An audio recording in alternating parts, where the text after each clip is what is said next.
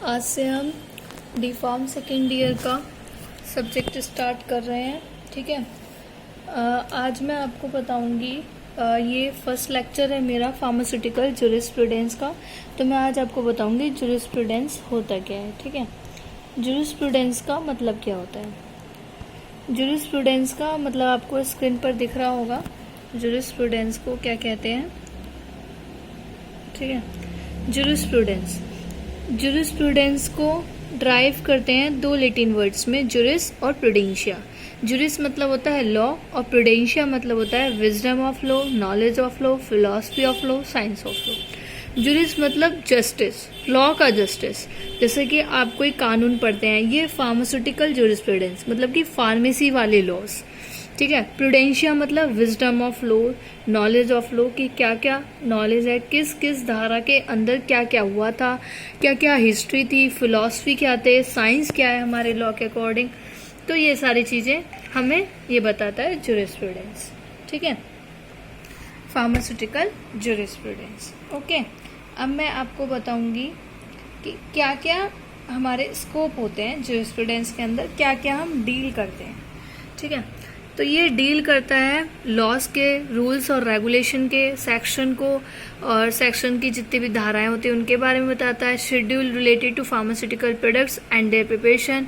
ये डील करता है लिटिगेशन को, रेगुलेटरी सिस्टम को और क्रिमिनल जस्टिस सिस्टम को, कि क्या क्या क्रिमिनल जस्टिस सिस्टम हुए हैं इसमें। ठीक है। तो ये कुछ सब डिवीजन है फॉरेंसिक फार्मेसी, मतलब इसको फार्मास्यूटिकल जूरिस्प्रूडेंस का दूसरा नाम दे दिया जाता है फॉरेंसिक फार्मेसी। ठीक है। अब मैं आपको बताऊंगी कि लेजिस्लेशन क्या होता है। ठीक है। लेजिस्लेशन किसे कहते हैं हम। ठीक है। तो आपका लेजिस्लेशन क्या होता है। लेजिस्लेशन हम उसे कहते हैं, लेजिस्लेशन हम किसे कहते हैं। लेजिस्लेशन में जो लॉ पे इंटरनल रेगुलेशन आती हैं वेरियस की एक्सपेक्ट्स ऑफ लाइफ की, जैसे social, environmental, political, that is called legislation. मतलब कि कानून, जो कानून हमारे सामाजिक चल रहा है, इकोनॉमिकल चल रहा है, पॉलिटिकल चल रहा है, दैट इज कॉल्ड लेजिस्लेशन।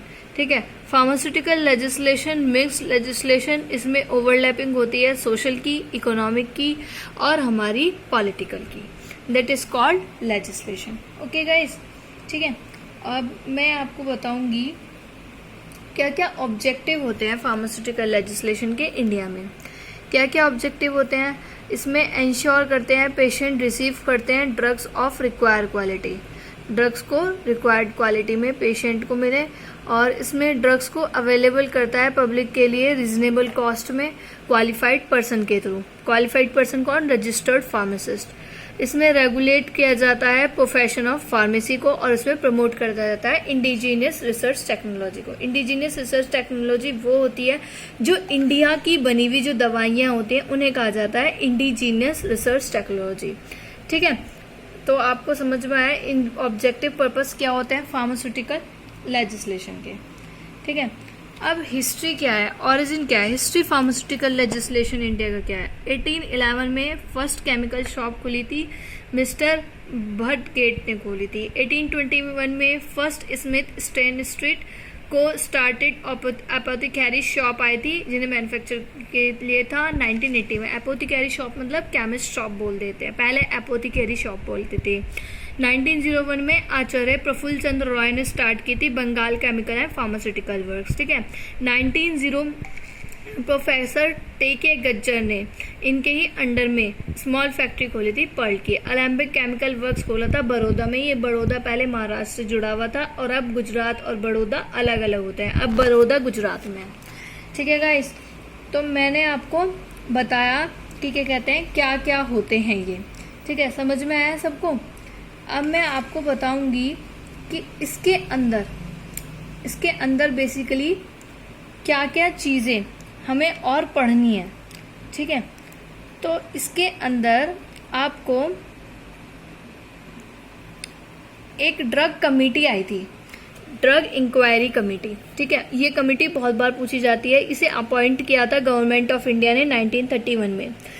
ठीक है। इस कमेटी में चेयरमैन जो थे वो थे lieutenant colonel R N Chopra, ठीक है। इस कमेटी को चोपड़ा कमेटी डीईसी कहते हैं। इस चैप्टर में बेसिकली 2 क्वेश्चन पूछे जाते हैं, आर एन चोपड़ा कमेटी या डीईसी, दोनों एक ही है क्वेश्चन। और दूसरा क्वेश्चन पूछा जाता है हिस्ट्री आपका फार्मास्यूटिकल लेजिस्लेशन का, ठीक है।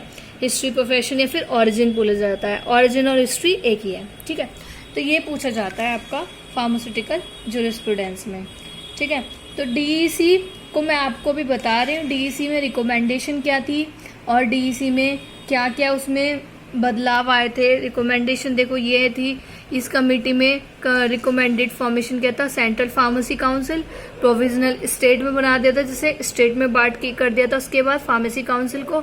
और इसमें मेंटेन किया जाता है registered containing names address of registered pharmacist, registered pharmacist को लिया जाता है, ठीक है। इस रजिस्टर्ड फार्मासिस्ट का मतलब क्या होता है, रजिस्टर्ड फार्मासिस्ट का मतलब ये नहीं होता कि आप कोई भी आपकी जैसे मतलब केमिस्ट शॉप है तो कोई भी खोल के बैठ गया। रजिस्टर्ड फार्मासिस्ट का मतलब होता है जैसे कि आप डिप्लोमा करोगे तो डिप्लोमा के बाद आपको डिग्री मिलेगी, आपको डिग्री के बाद लाइसेंस मिलेगा, तो लाइसेंस मिलने के बाद जब आपको क्या कहते हैं, रजिस्टर्ड फार्मासिस्ट माना जाएगा, ठीक है। अब देखो ये कुछ नोट्स हैं, आपको हैंड रिटन नोट्स प्रोवाइड करा रही हूँ मैं।